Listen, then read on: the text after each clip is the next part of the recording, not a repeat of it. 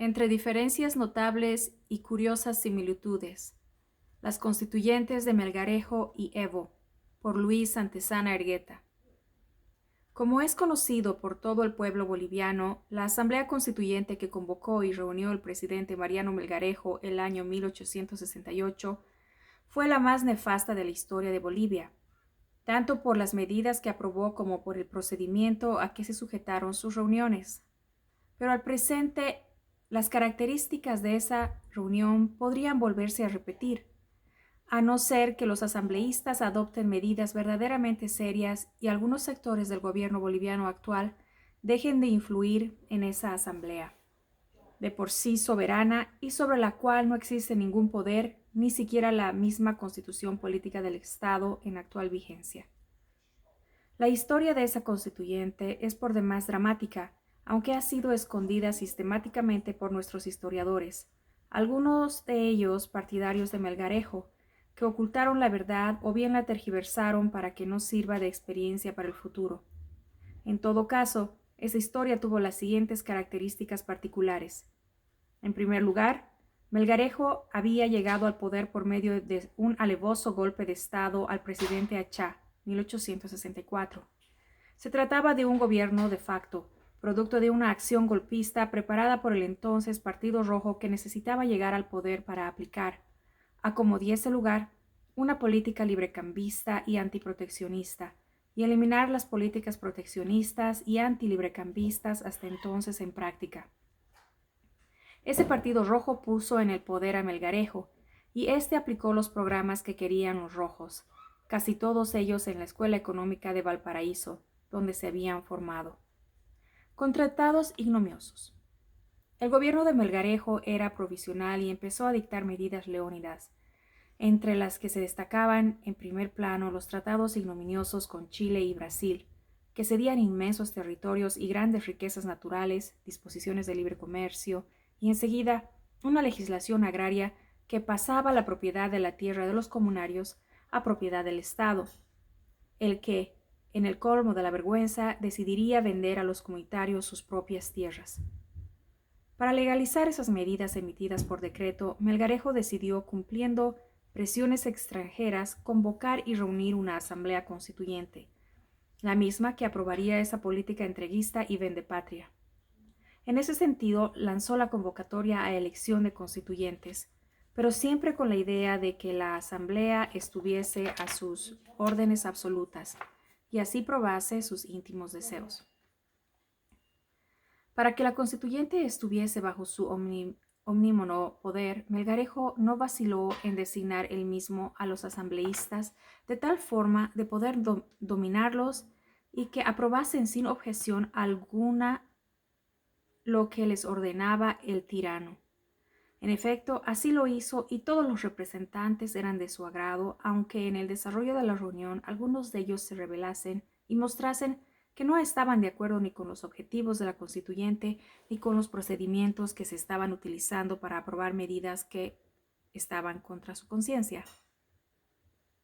Las elecciones de 1868 fueron enseguida dictadas por el mismo Melgarejo, de tal forma que los candidatos opositores o bien fueron objetos de su anulación de votos o bien en cuando mostraron algunos signos de oposición, fueron sometidos a todo tipo de presiones, chantajes, halagos y hasta intentos de soborno del oficialismo.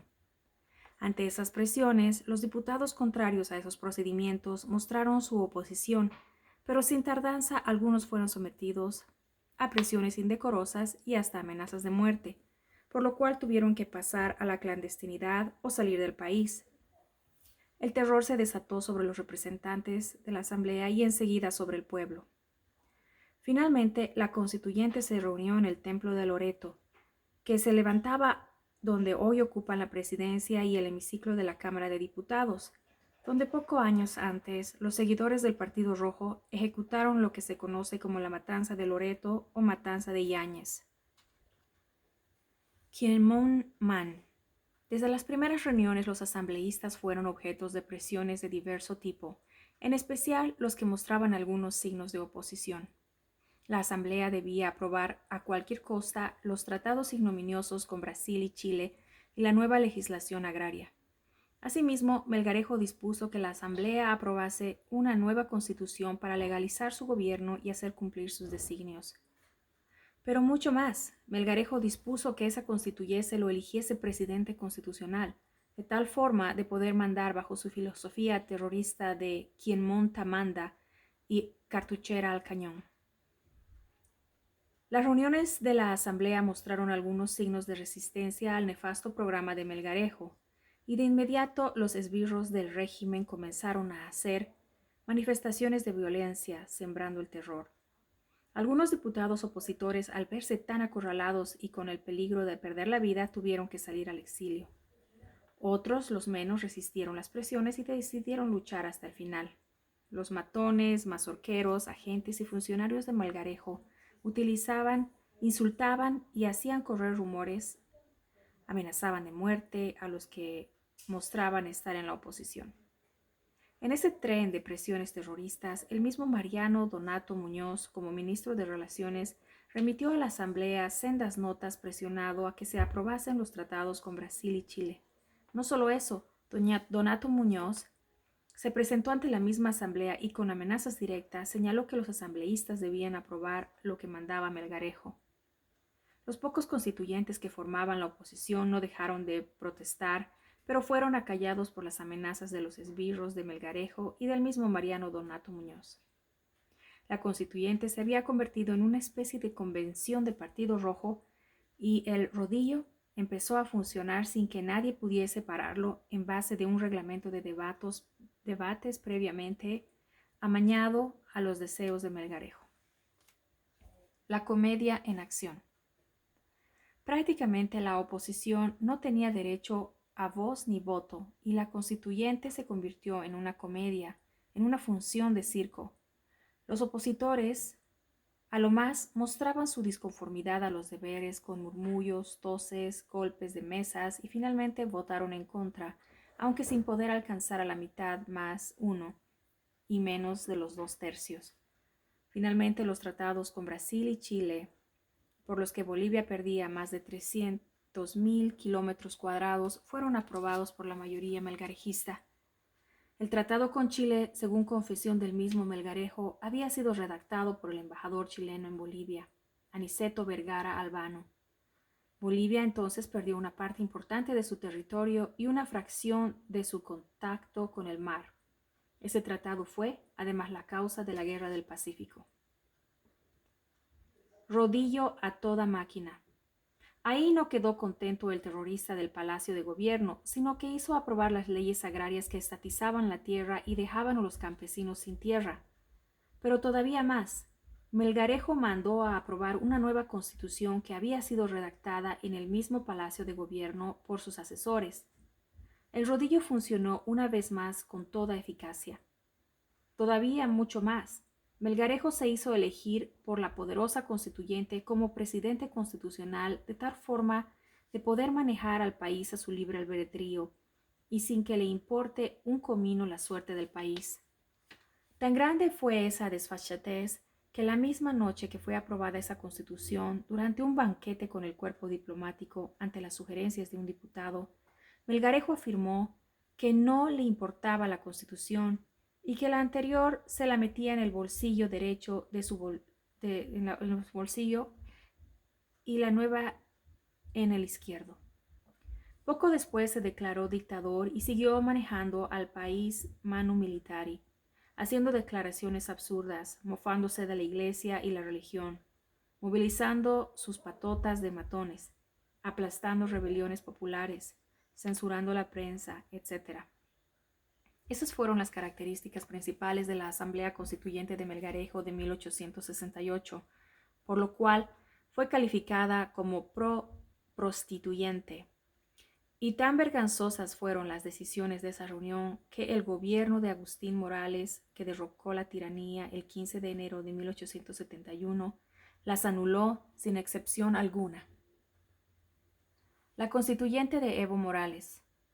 Sin ningún ánimo de hacer una observación comparativa entre las constituyentes de 1868 y la que ahora se reúne en la ciudad de Sucre, se puede decir que entre ambas existen diferencias notables, aunque también algunas similitudes que, sin embargo, parece que dejarán de ser practicadas por el gobierno actual del país, que si visiblemente está interesado en que dicha asamblea esté a su exclusivo servicio y cumplimiento de sus intereses. El desarrollo de la constituyente actual parte desde hace varios años y todos los gobiernos que pasaron por la Plaza Murillo intentaron poner a sus órdenes la constituyente.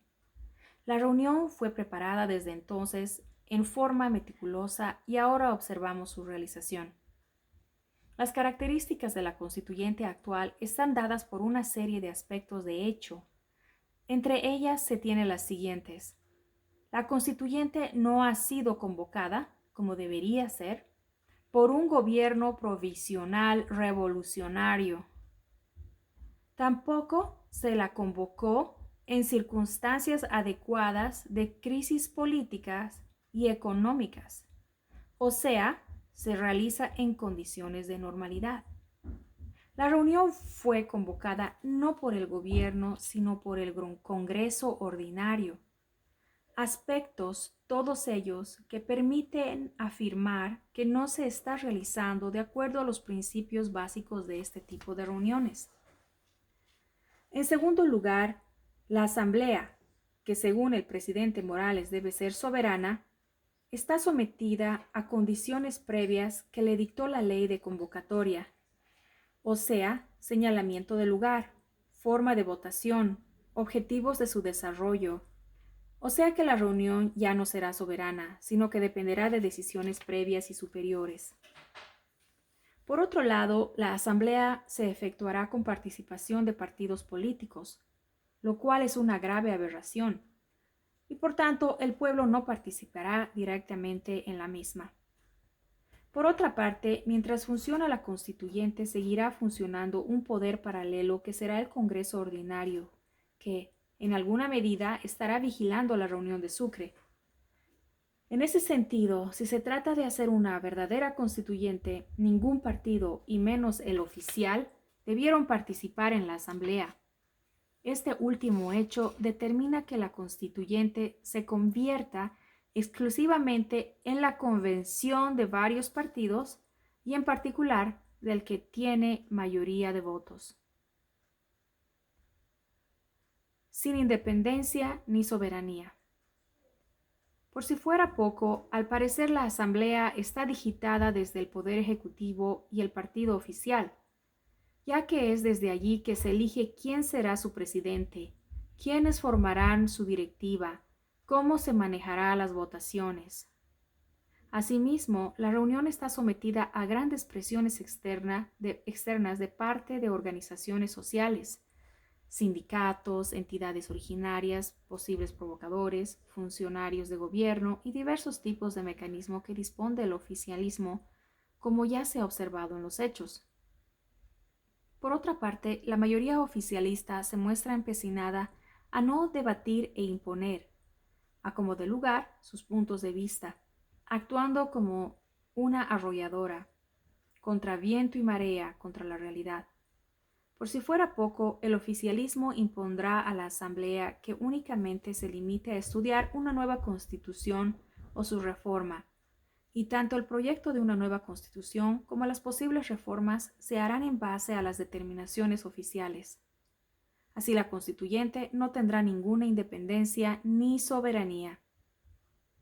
De otro lado, en caso de aprobarse una nueva constitución, las presiones externas servirán para elegir de cualquier manera a Evo Morales como presidente constitucional de acuerdo a las nuevas condiciones de la nueva Carta Magna, convertida en farsa magna.